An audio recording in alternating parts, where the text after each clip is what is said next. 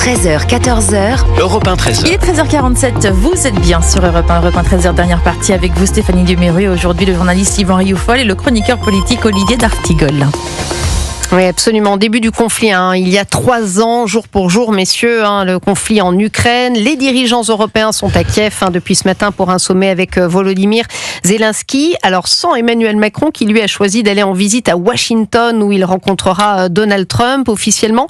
Il doit lui présenter des propositions d'action pour conjurer, je cite, la menace russe en Europe et garantir une paix durable. Yvan Rioufol, est-ce qu'on peut attendre quelque chose de cette rencontre Trump-Macron aujourd'hui? A priori, rien du tout, parce que Macron cherche d'abord à trouver sa place dans l'histoire. Je pense qu'il a mal joué dans ce conflit entre la Russie et l'Ukraine en déléguant à l'Arabie Saoudite le rôle d'arbitre qui aurait pu être dévolu dans le fond à la France. Et la France qui, a priori, aurait pu être l'arbitre de ce conflit qui, au départ, était un conflit régional, téléguidé, maintenant on le voit de plus en plus d'une manière flagrante par les États-Unis et par la Russie. C'est une affaire entendue, avec déjà un effacement de l'Europe.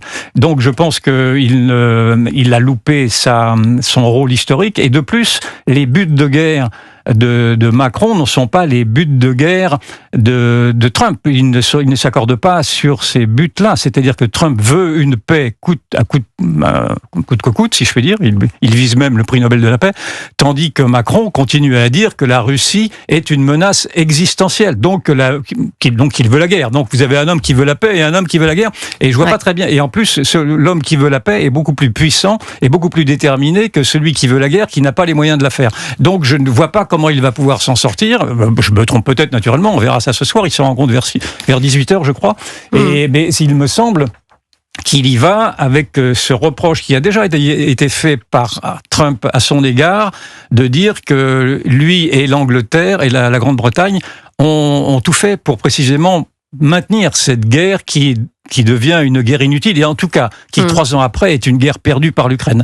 Donc, Macron, dans tous les cas, n'a pas choisi le bon camp. En tout cas, même si, naturellement, il avait tout à fait raison de s'opposer à l'agressivité russe, bien entendu, je ne remets pas ça en question, mais il n'avait peut-être pas allé au bout de cette démarche dite escalatoire, c'était le mot qu'il employait, pour à chaque fois remettre de l'huile sur le feu plutôt que de jouer la diplomatie. Alors, avant de poursuivre ces débats avec vous, Olivier d'Artigol, je vais vous faire écouter le général Olivier Kempf, directeur du cabinet stratégique La Vigie, chercheur associé à la Fondation pour la recherche stratégique. Il était l'invité de Dimitri Pavlenko. Il est question de défense européenne. Écoutez. À Paris, on considère qu'il faut faire une défense européenne en alternative à l'OTAN. Ce que les gens ne comprennent pas, c'est que tous nos alliés qui ne sont pas parisiens, eh bien, pour eux, la défense de l'Europe, c'est les États-Unis, et ça fait 70 ans que ça dure. Et c'est pour ça que le bouleversement est psychologiquement énorme chez tous nos alliés. Nous, on est prêts. Et on est prêts pourquoi? Parce qu'on a notre dissuasion nucléaire. Mais tous les autres, ils ont pas ça. À part le cas des Anglais. Mais c'est pour ça que le bouleversement, il est de fond en comble. Et on sait pas du tout où est-ce qu'on va aller. Et ça dépasse la visite d'Emmanuel Macron à Washington aujourd'hui. Olivier d'Artigol. Ce qu'il y a de formidable, c'est qu'Emmanuel Macron nous a d'ores et déjà exposé sa stratégie dans son nouveau face-à-face avec Donald Trump, où il va donc dire au nouveau président américain, mais enfin, tu ne peux pas être faible face au président Poutine, il ne faut pas que tu te couches face aux Russes. Je ne sais pas si cette stratégie va gagner des points. Il a été moqué, mais est-ce qu'il n'y a pas un fond de vérité dans ce qu'il raconte quand même? J'ai souvenir déjà de ce qui s'était passé, où Emmanuel Macron avait vendu une complicité, un rapport d'homme à homme très direct avec Donald Trump sur Donald le premier Trump mandat. Dit que Macron est son ami. On avait vu comment cela s'était achevé concernant les accords de Paris et sur les climats. Donc il me semble qu'Emmanuel Macron y va en situation de très grande faiblesse. Le nouveau chancelier allemand, sur son discours, vous savez, après les résultats, il y a une émission sur la télé, il y a toujours un débat avec les têtes les premiers responsables politiques allemands. Le futur chancelier allemand, Merz, a eu un discours hier concernant Trump et les États-Unis, où il dit donc c'est fini. Et il faut s'organiser sans eux. Il y a toujours chez Emmanuel Macron le sentiment que sa séduction, qu'il croit très forte, peut amener ses interlocuteurs à faire des concessions, à aller dans sa direction. L'Américain a déjà tout mis sur la table. C'est-à-dire que Emmanuel Macron, ça me fait penser à ce qu'avait dit justement Trump sur Mike Tyson. Mike Tyson disait « Tout le monde a une stratégie avant un combat. Un boxeur a toujours une stratégie avant un combat. Mais quand tu prends un direct de la droite en pleine tronche dès les 30 premières secondes du combat, tu n'as plus de stratégie. Donc là, il faut s'attendre à un direct de Trump. J'ai la crainte que le président français prenne un direct. Avec ceci à l'avantage de Macron, parce que je vais quand même pas l'accabler très régulièrement, que les faits lui donnent raison dans la mesure où Trump, voulant se retirer de la protection du parapluie américain, donne à la perspective de Macron de vouloir une défense européenne, donne une nouvelle dynamique à cette défense européenne-là. Vous voulez dire Merx ?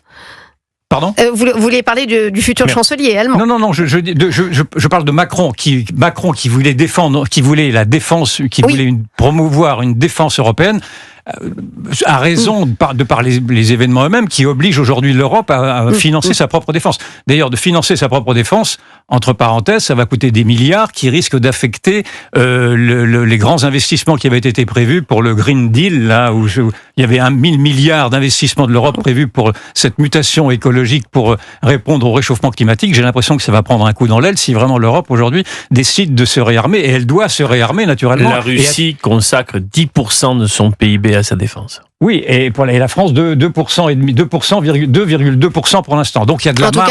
En tout cas, dans cette donc peut-être est-ce que cette vision d'une Europe plus militarisée donne malgré tout raison à Emmanuel Macron. Peut-être en tirera-t-il un profit en disant qu'il avait vu juste de ce point de vue-là. Il s'est trompé sur beaucoup de choses. Peut-être que là-dessus il avait vu juste. En tout cas, le futur couple franco-allemand, vous y faisiez allusion, Olivier d'Artigol, va beaucoup peser, j'imagine, dans cette future défense européenne. Vous dites, vous avez suivi le discours du futur chancelier allemand, il faut faire sans eux, c'est-à-dire sans les États-Unis, a dit Frédéric Merz. Oui, le futur chancelier disant même, je ne pensais jamais pouvoir dire ça publiquement, mais il acte donc la stratégie américaine, qui n'est plus une stratégie d'alliance transatlantique. Est-ce que ça va beaucoup peser, ce nouveau couple? On ne sait pas, parce que les conservateurs allemands sont à moins de 30%, le SPD est très bas historiquement à 16%, les Verts à 11%. Le conservateur d'ailleurs vient de dire vouloir former donc une coalition avec les sociodémocrates. C'est pas une surprise, mais voilà, c'est officiel. L'alliance en termes de sièges au Bundestag est très faible.